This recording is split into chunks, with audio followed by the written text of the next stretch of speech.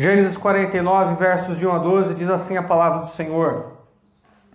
Depois disso, Jacó chamou seus filhos e disse: reúnam-se para que eu vos anuncie o que acontecerá nos dias vindouros. Ajuntem-se e ouçam, filhos de Jacó. Ouçam o pai Israel. Rubem, tu és o meu primogênito, minha força e as primícias do meu vigor. Maior em dignidade, maior em poder. Turbulento como as águas, não conservarás a superioridade, pois subiste ao leito de teu pai, o profanaste. Sim, ele subiu à minha cama. Simeão e Levi são irmãos, suas espadas são instrumentos de violência. No seu conselho não entres, ó minha alma. Com a sua assembleia não te ajuntes, ó minha glória, porque na sua fúria mataram homens e no seu desejo aleijaram bois.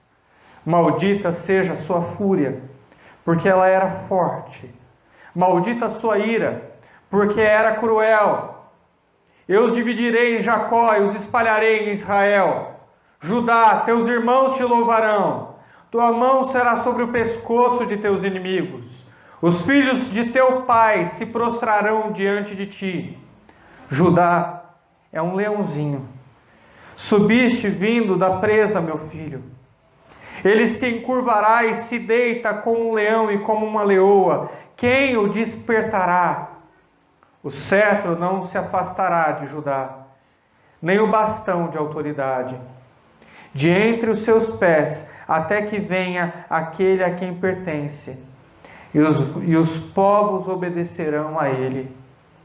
Atando o seu jumentinho à vide, e o filho da sua jumenta à videira seleta, ele lava as suas roupas em vinho, e as suas vestes em sangue de uvas. Os olhos serão escurecidos pelo vinho, e os dentes serão brancos de leite.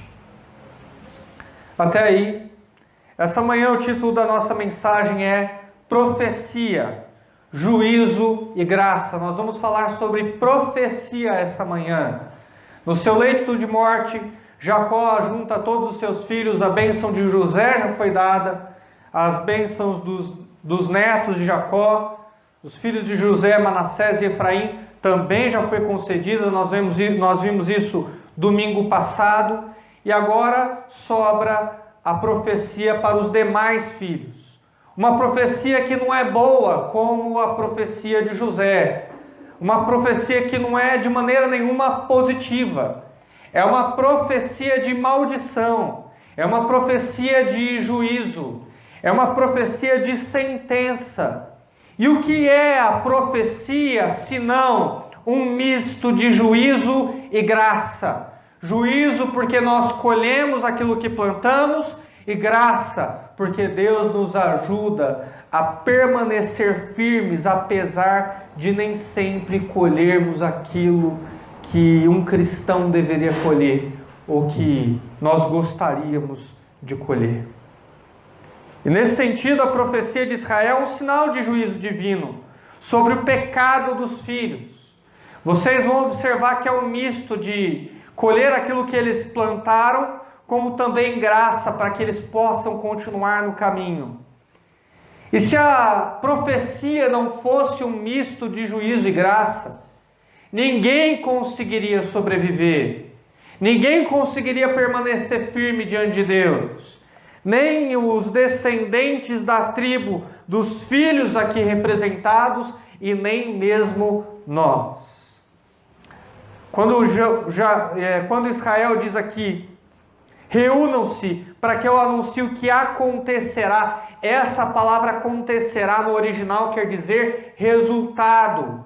Reúnam-se para que eu conte para vocês o resultado da vida de vocês. Reúnem-se para que eu diga para vocês qual vai ser o futuro baseado naquilo que vocês plantaram até o presente momento. É profecia, é juízo de Deus. É poder de Deus, discernimento e sabedoria para a vida daquela família, mas é também colheita. É também resultado daquilo que eles plantaram. Olha o que diz o verso de número 2. Reúnam-se para ouvir, filhos de Jacó. Ele primeiro chama os seus filhos e diz: reúnam-se para que vocês me ouçam, ó filhos de Jacó. Ouçam o que diz o seu pai Israel. Isso é interessante. A maior parte dos filhos de Israel foi criada quando ele ainda não era regenerado, quando ele ainda não tinha um encontro com Deus, quando ele era Jacó, enganador. A maioria dos filhos dele foi criados assim. Apenas José e Benjamim foi criado depois que ele teve um encontro com Deus, ou que Deus teve um encontro com ele. E isso pode ter influenciado no caráter dos filhos, para que a maioria deles fosse ímpia, e apenas aqueles dois que foram criados depois que Deus dividiu a história de Jacó entre antes e depois. Mas isso não é de maneira nenhuma desculpa, porque os filhos dele viram a mudança no pai, viram antes e depois da história, perceberam que ele era um homem antes de conhecer a Deus e era um homem completamente diferente depois de conhecer a Deus. E é por isso que Jacó diz aqui: olha, que vocês me escutem agora. Como vocês essa manhã podem escutar também a direção de Deus. Quantos não gostariam de saber essa manhã sobre o futuro? Sobre o que vai acontecer?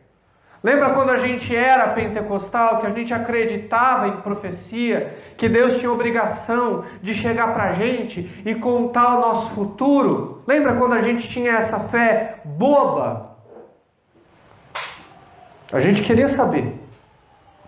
Mas quantos param para pensar que o futuro é resultado daquilo que a gente planta no presente? Israel está dizendo o seguinte para nós no verso de número 2. Quem tem ouvidos para ouvir, ouça. Não há desculpa.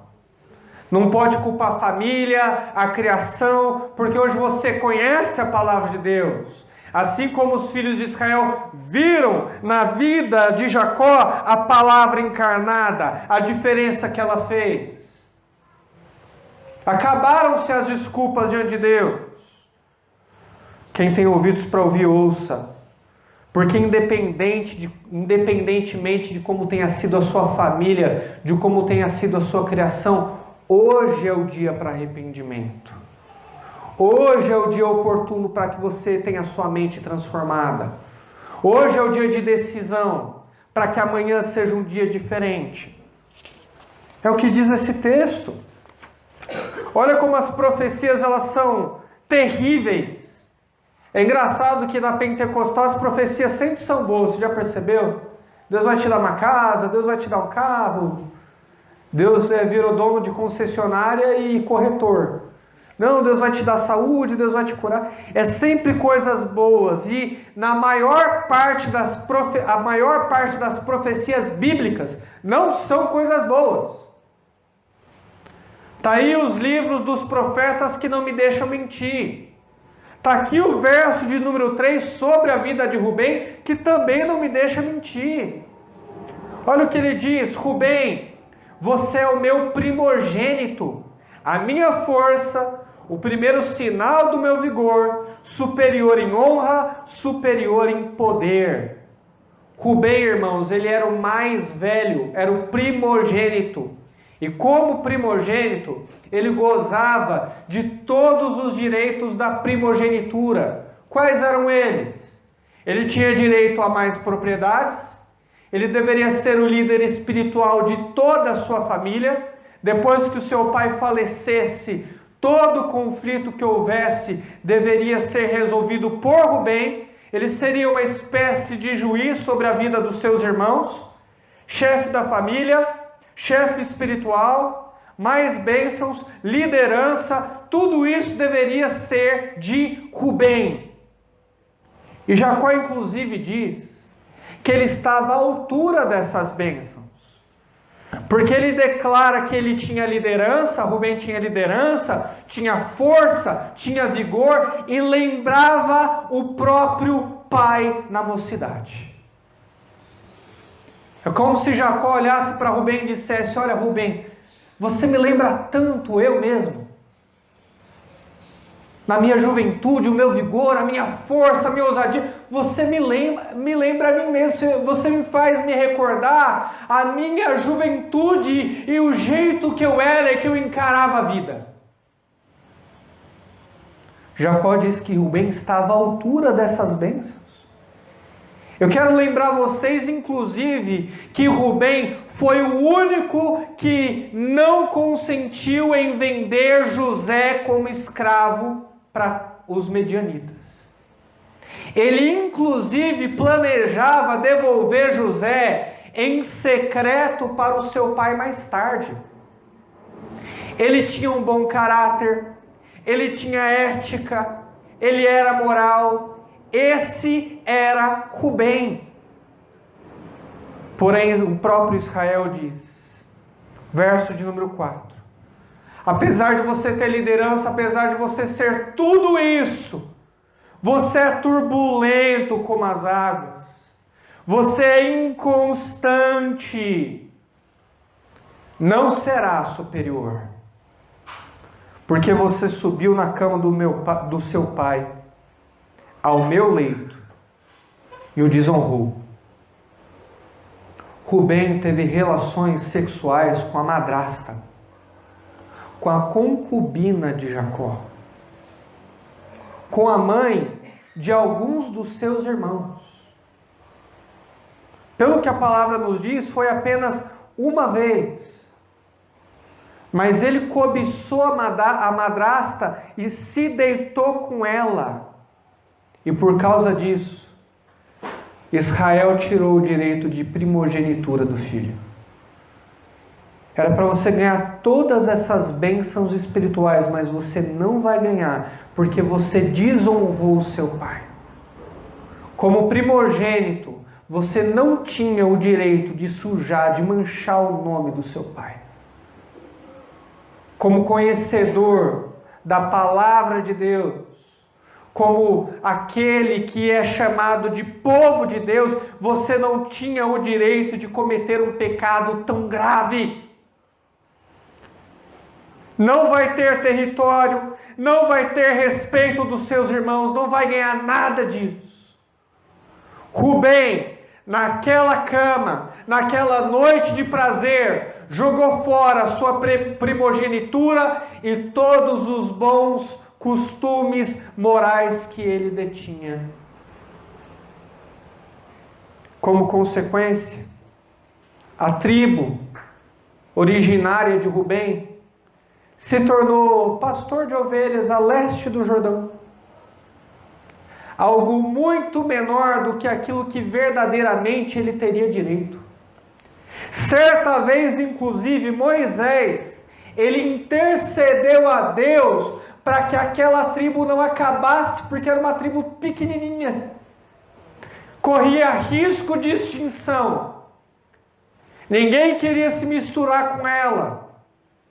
A que ponto chegou? Podia ter sido a tribo mais forte e mais importante.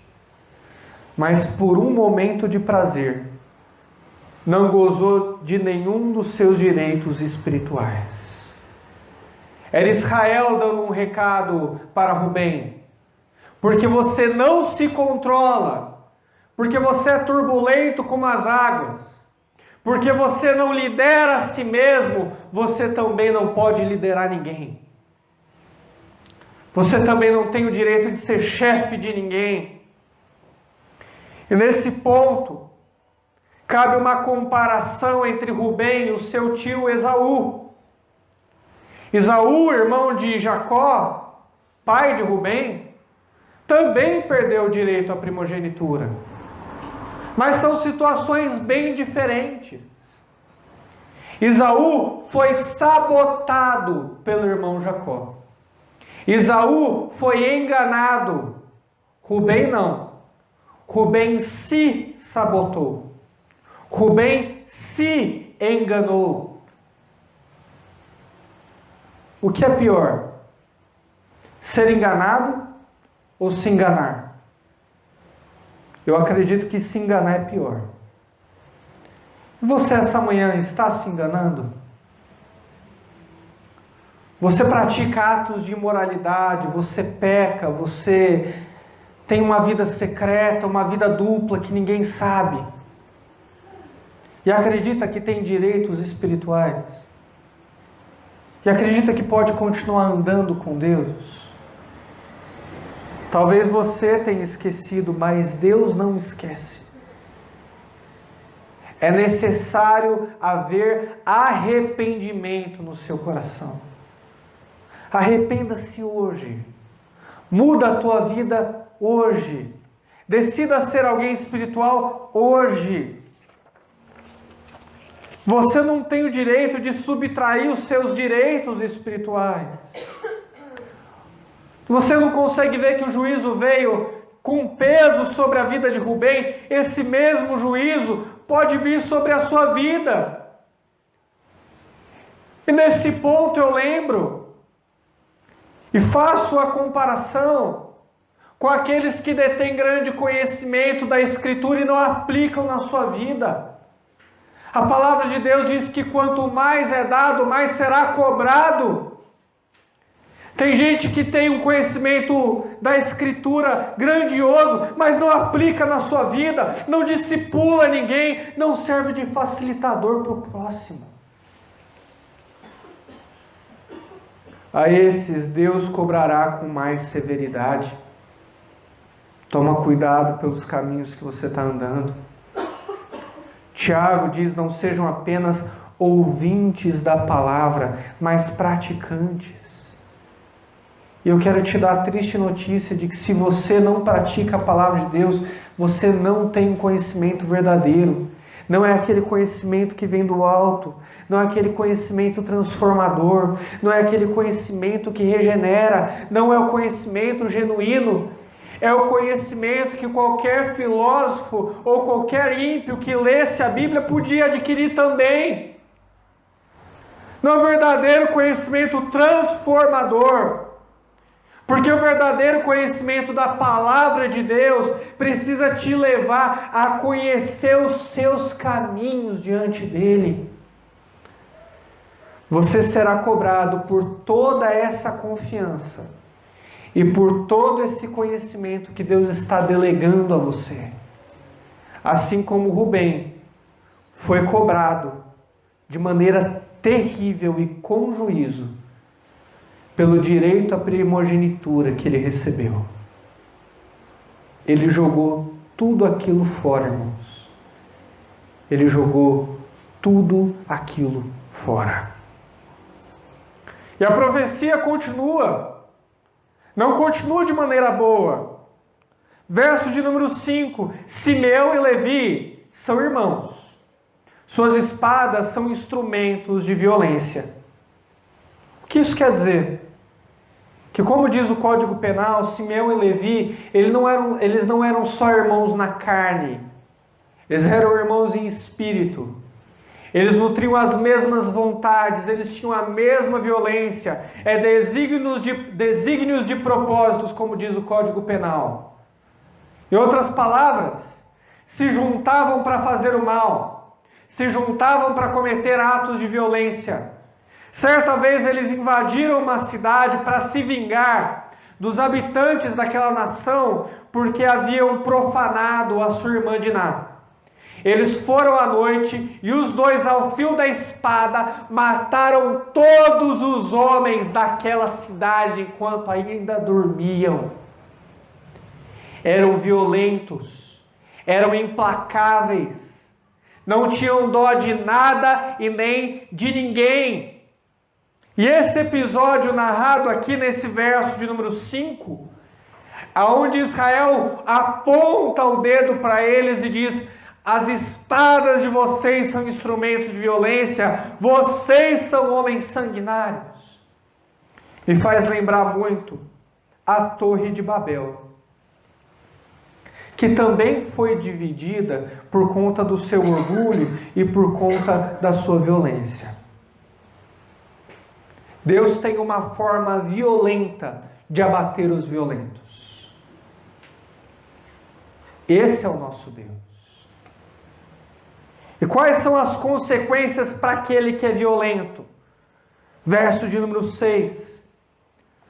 No seu conselho não entres, ó minha alma, com a sua assembleia não te ajuntes, ó minha glória, porque na sua fúria mataram homens e no seu desejo aleijaram bois. A consequência é ficar sozinho. Vocês querem ficar juntos para fazer o mal? Pois Deus vai espalhar vocês sobre a nação de Israel.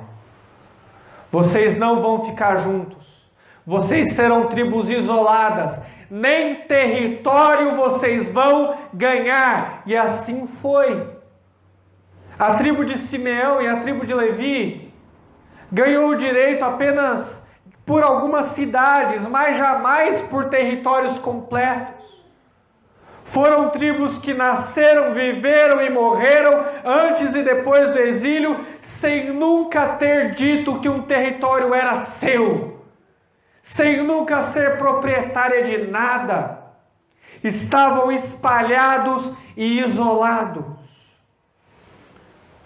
Não é assim que a nossa sociedade também trata os violentos? Tem muita gente na cadeia vivendo à margem da sociedade, justamente por ser violento, não pode conviver com o próximo. É o que Deus faz, é o que nós fazemos. O destino do violento é viver isolado. Você é violento? Você é enfurecido?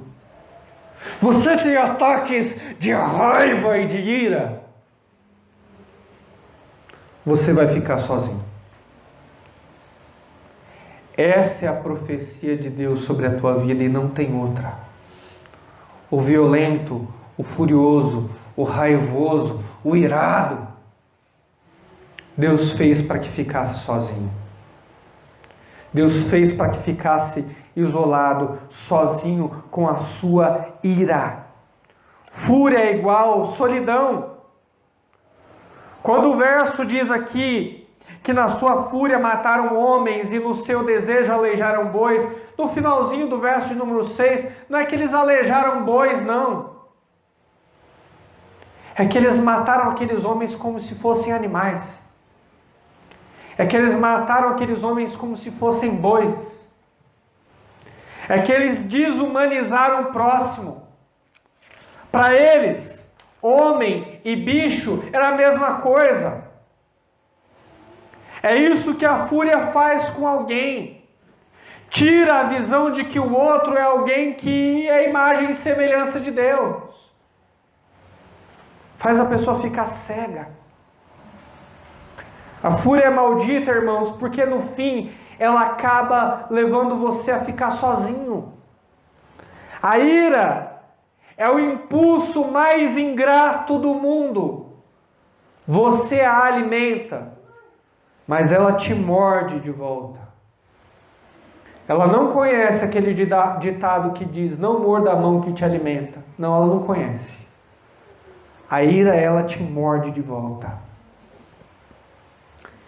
Mas vale dizer que apesar da profecia ter se cumprido integralmente, eu quero dizer isso para você, a profecia se cumpriu integralmente, eles foram espalhados e jamais receberam território.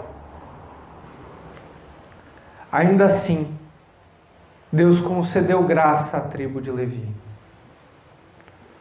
No deserto, a tribo de Levi foi a única que não se prostrou diante do bezerro de ouro. Foi a única que não idolatrou. Então, apesar de não ter território, a tribo de Levi foi escolhida por Deus para servi-lo no templo de dia e de noite. Para andar em serviço no Senhor. A graça de Deus, ela não acontece na vida do cristão impedindo o cristão de colher aquilo que ele plantou. Não, não é isso que a graça faz. Mas a graça permite que você colha as consequências das suas más atitudes e continue de pé. E consiga servir o Senhor com integridade. É isso que a graça faz. Ela faz com que você consiga olhar para você, depois de tantos pecados que você cometeu, e de tantas maldades que você fez, e você possa, com alívio, dizer: Senhor, apesar de eu estar colhendo tudo isso, posso continuar caminhando contigo, posso continuar te servindo, posso continuar te amando. Esse é o resultado da graça. Por vezes, irmãos, eu tenho conversas duras no gabinete pastoral. Do outro lado, pessoas que acreditam que a graça deveria fazer com que elas não colhessem aquilo que plantaram. E eu sempre busco explicar que a graça faz com que a gente colha as consequências em verdade e nos capacita a carregar as consequências. Andar com Deus, mesmo com o gosto amargo do pecado na boca, é graça. É graça. E a gente leu até aqui. E eu sei que você deve estar pensando: pastor, se o destino desses homens foi esse, quem dirá de Judá? Judá que arquitetou vender José como escravo. Judá que teve relações ilícitas com a própria nora. Judá que os filhos morreram de ruim que o pai era. Porque a Bíblia nos revela que os filhos de Judá eram perversos e Deus os matou. Não deixou um para contar a história. Se o destino desses irmãos foi esse, imagina de Judá. No entanto, o que a gente lê nos próximos versos não é nada disso que a gente imagina. Olha o que diz o verso de número 8. Contrariando as nossas expectativas. Judá, teus irmãos te louvarão. E aqui cabe um paralelo. O nome Judá no original quer dizer louvor. É meio que um trocadilho. Então o pai está dizendo: Judá, o seu nome é louvor e os seus irmãos te louvarão, te prestarão respeito. A profecia diz que os irmãos de Judá o louvarão e será uma tribo com grande poder bélico. Olha o que diz, a continuação: tua mão será sobre o pescoço dos seus inimigos e os filhos de seu pai se prostrarão diante de ti. Ninguém ousará desafiar a tribo de Judá. A tribo de Judá será assustadora como um leão. Será formada por homens guerreiros, por grande poder bélico. Será numerosa. Terá respeito diante dos demais. Olha o verso de número 9. Judá, você é um leãozinho. Subsiste vindo da presa, meu filho. Ele se encurva e se deita como um leão e como uma leoa. Quem vai despertá-lo? E o cetro não se afastará de Judá, nem o bastão de autoridade de entre seus pés. Até aí. A graça de Deus nos revela que para com o mais perverso dos irmãos, sobrou a mais bela profecia. Israel diz para ele: olha, você será grande, será governador, diversas dinastias de reis sairão de você, e foi o que aconteceu. Davi é da tribo de Judá, Salomão é da tribo de Judá, entre outros reis também são da tribo de Judá, e será rico e próspero. Olha o que diz o verso de número 11. Você, Judá, atará o seu jumentinho à vide, à videira, a árvore que produz a uva, e o filho da sua jumenta, a videira seleta. Videira seleta, a melhor videira você vai atar, você vai amarrar o jumentinho, o filhotinho de jumento. E você vai lavar suas roupas em vinho e as suas vestes em sangue de uva. Sabe o que isso quer dizer? Que Judá seria tão rico e tão próspero que ele deixaria os animais comer as uvas. As uvas que eram uma iguaria, as uvas que eram algo raro, algo gostoso, algo que todos queriam consumir, ele deixaria os animais comer. De tanto que ele tinha, ele deixaria os animais devorar. Podem comer, fiquem tranquilos, porque eu tenho mais que o suficiente. O verso de número 12 diz: de tanto tomar vinho e de tanto comer uva, os olhos de vocês vão ficar escuros pelo vinho, e os dentes de vocês ficarão mais brancos do que o leite. Ficarão mais branquinhos que leite. De tanto tomar vinho, de tanto tomar leite, eles serão verdadeiramente prósperos. É o que diz o verso. Olha que profecia linda. Judá colheu as consequências do seu pecado no presente. A vergonha de ter que se casar com a nora, o fato dos filhos dele terem morrido, mas no futuro sobrou só profecias boas. E a maior de todas, Cristo está aqui. Verso de número 10 diz: você vai de rei, de rei, de rei, reis sairão de você, você gerará uma dinastia de reis, até que venha aquele a quem pertence, e os povos obedecerão a ele. Até que venha o supremo rei. Até que venha aquele a quem o cetro verdadeiramente pertence. Até que venha aquele que é dono da suprema autoridade. Até que venha ele. E ele veio, é Cristo Jesus. Olha o que diz o texto de Isaías 55, verso 1. Eu vou ler para você não se perder. Mas para que você entenda que é a mesma passagem. Olha o que o Messias diz: venham todos vocês que estão com sede, venham às águas, e vocês que não possuem dinheiro nenhum, vocês que não têm dinheiro, venham, comprem, comam, venham, comprem. Comprem o que? Vinho e leite, sem dinheiro e sem custo. É o que o Messias diz. Porque em Cristo Jesus, todos nós já fomos espiritualmente enriquecidos. Em Cristo nós temos abundância de vinho, abundância de leite. Nele nós temos todas as riquezas espirituais para a vida e para a piedade.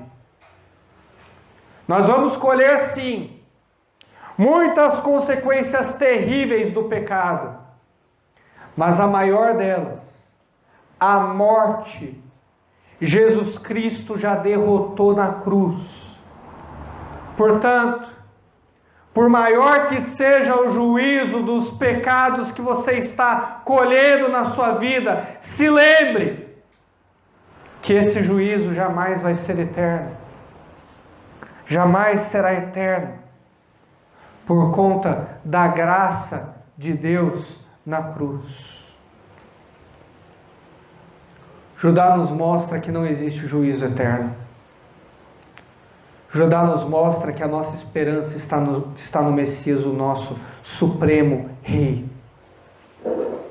E assim vem as lições.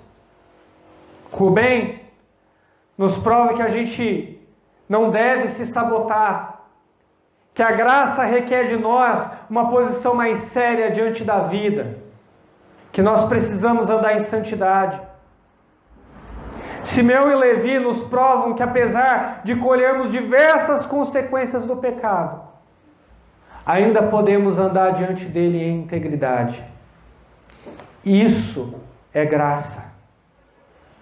Judá nos mostra que não importa o quão perverso você seja, o juízo divino jamais vai ser eterno, porque o leão da tribo de Judá celebrou a ceia e te chama para compartilhar de vinho e leite. E não só isso. Esse texto não nos prova só como nós devemos andar diante da vida, nos mostra também muito sobre o caráter de Jesus. Porque ao contrário de Rubem, Jesus, o primogênito da criação, ele foi santo até o fim. Simeão e Levi praticaram injustamente a violência, mas Cristo recebeu a injusta violência na sua carne, para que pudéssemos ser salvos. Judá nos mostra que de muitas ofensas, por um único ato de obediência, porque Jesus é descendente direto de Judá, e por um único ato de obediência na cruz do Calvário, Ele foi capaz de perdoar todos nós.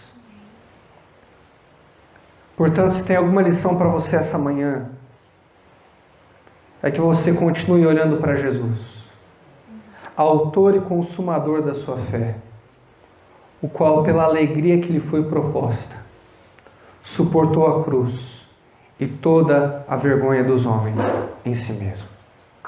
Fique de pé, vamos orar.